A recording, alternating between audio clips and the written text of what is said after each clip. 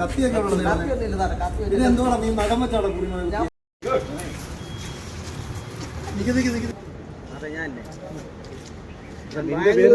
ബാംഗ്ലൂർ ഞാൻ ഇവിടെ വന്നത്. നിന്റെ പേരെന്തോ? എനിക്ക് അതൊരു നിന്റെ പേരെന്തോ?